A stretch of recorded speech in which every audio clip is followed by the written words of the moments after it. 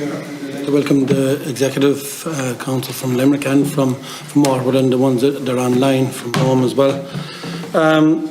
My question for you to start off is, number one, is well done on the amount of properties, vacant properties that have been worked on and CPO'd. But from the point of view that I have is from county versus city. I know we're Limerick City and County Council, but county versus city.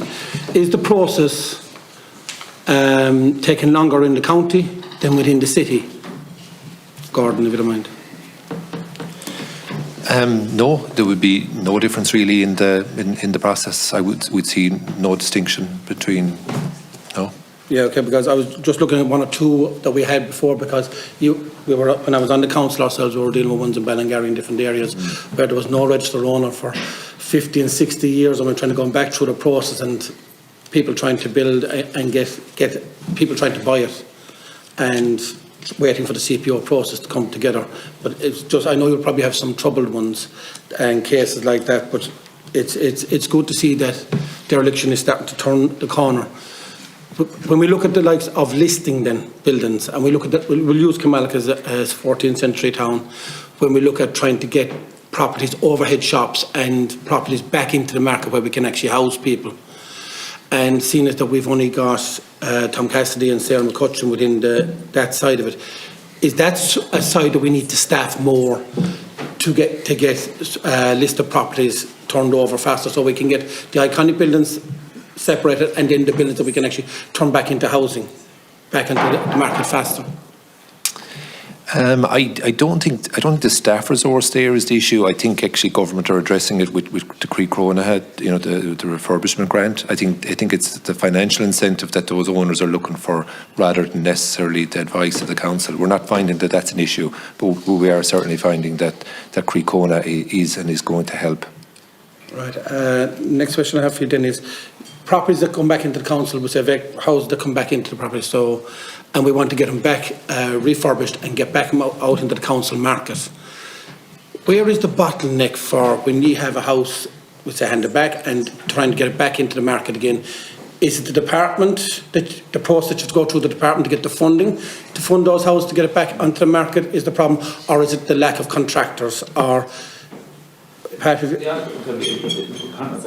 of contractors effectively, and then the physical time that maybe has damaged the property. So it depends on the state of the property, and then what works, getting contractors, and what might be behind the wall that you didn't expect. So you might go in with a programme of works and suddenly there's something with the sewer line or something that you have to look at. So it's kind of a mix of both the contracting and getting to the contract, getting the tenders and getting things done. So it's the department. I've been helpful in that space. So it's just getting the volumes through is the difficulty. Unless Carla wants to comment on that. I was a little unclear from the deputy whether it was the private. No, council properties. Council properties, council houses coming through. Yeah, we have had a difficulty with regard to funding. In fairness, like there is a Void programme that's part funded by the department. Last year the funding was more generous, and that was 11,000 per unit, and there was so many units given at 50,000. This year they're all at 11,000 and the council were given 99 units to do. The reality for us is that even a straightforward unit can cost up to about 25,000, and that's because of in some regards the lack of a planned maintenance programme, because when you get a house back and if it's been occupied for 20 or 30 years, it needs windows and doors, it needs the electrics, it needs whatever else done, and that the amount of money in our budgets to cover that are not. Sorry, Caroline, just because I'm restricted a bit on time, is inflation a lot of the issue that the department haven't looked at to give back extra funding to make sure that you have the adequate funds to bring these houses back on the market? It's a combination of issues. It's the state of the house in the first place. If there's little enough to be done on a house, we can get them back very quickly. If it's seriously damaged, then we have to make a decision as to whether we can do that house or whether we do 5 houses in lieu of it that you can be done. So it is a combination. Yes, we'd welcome more money from the department, but we are working with them on the Voids programme and on where you have a house that's so badly it's almost a derelict and you're redoing it, and to date they have been working with us and helping us on that. The other question I have, infrastructure in County Limerick. So we look at the fantastic house that you've built in Kilmallock. We look at houses now, they're going on in hospital, but hospital now is at max capacity and even had to have 5 units that couldn't be connected to sewer because they're waiting for storage update. Then we were in Fines during the week to welcome the programme of what will happen with Fines Port by 2041. But again, the biggest problem we're looking at is for housing, for that to develop the infrastructure within Fines, that the money that needs to be spent there, so we can actually house the people that want to carry out the projects and future-proof it for Limerick.